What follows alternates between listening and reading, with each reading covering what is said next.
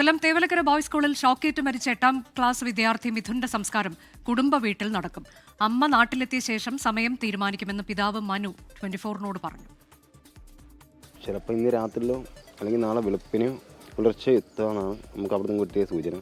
അതിനനുസരിച്ച് വന്നതിന് ശേഷം ഇവിടുത്തെ കാര്യങ്ങൾ നമുക്ക് തീരുമാനിക്കാൻ പറ്റുന്നത്.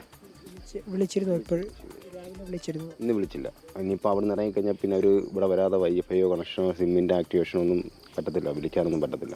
വീട്ടുളപ്പിൽ തന്നെ ഇവിടെ നമ്മുടെ വസ്തുവും വീടും അത്. സുജിത് സുരേന്ദ്രൻ മിഥുന്റെ വീട്ടിന് മുന്നിൽ നിന്നാണ് തത്സമയം വിവരങ്ങൾ നൽകുന്നത്. സുജിത്ത്, വളരെ സങ്കടകരമായ സാഹചര്യമാണ്. ഏറ്റവും നിർധനരായ ഒരു കുടുംബമാണ്. എന്താണ് അവർ പറയുന്നത്? അമ്മ നാളെ എത്തിച്ചേരുമെന്നാണോ? അതുകൊണ്ട് വളരെ ദുഃഖം തളം കെട്ടി നിൽക്കുന്ന ഒരു സാഹചര്യമാണ് ഇവിടെ.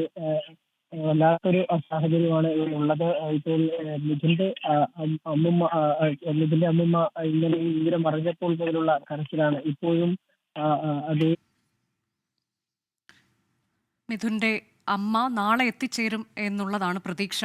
അങ്ങനെ എത്തിച്ചേർന്നാൽ സംസ്കാരം അതിനുശേഷം കുടുംബ വീട്ടിൽ നടക്കും എന്നതാണ് പിതാവാണ് അല്പസമയം മുൻപ് ഞങ്ങളോട് പ്രതികരിച്ചത്. നാട്ടിലെത്തിയ ശേഷമാകും സമയം തീരുമാനിക്കുക എന്നതാണ് മനു പിതാവ് 24നോട് പറഞ്ഞത്.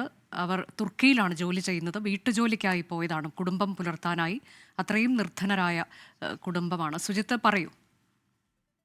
അനുജ, ഇപ്പോൾ ഇവിടെ ഇന്നിപ്പോൾ അവരുടെ അടുത്ത ബന്ധുക്കളൊക്കെ തന്നെ ഇവിടേക്ക് എത്തിക്കൊണ്ടിരിക്കുകയാണ്. ഏറ്റവും പ്രധാനമായി എത്താനുള്ളത് കുട്ടിയുടെ അമ്മ തന്നെയാണ്. അമ്മ ഇന്ന് അർദ്ധരാത്രിയോടുകൂടി അല്ലെങ്കിൽ പുലർച്ചയോടുകൂടി ഇവിടേക്ക് എത്തുമെന്നാണ് നമുക്ക് മനസ്സിലാക്കാൻ സാധിക്കുന്നത്.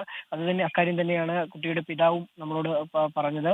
ഇന്ന് ഉച്ചയോടുകൂടി വിദ്യാഭ്യാസ മന്ത്രി ഇവിടേക്ക് എത്തുമെന്നും അറിയിച്ചിട്ടുണ്ട്. അതിനുശേഷം BJP സംസ്ഥാന അധ്യക്ഷൻ ഉൾപ്പെടെയുള്ളവരും വീട്ടിൽ സന്ദർശനം നടത്തുമെന്നാണ് അറിയാൻ സാധിച്ചിട്ടുള്ളത്.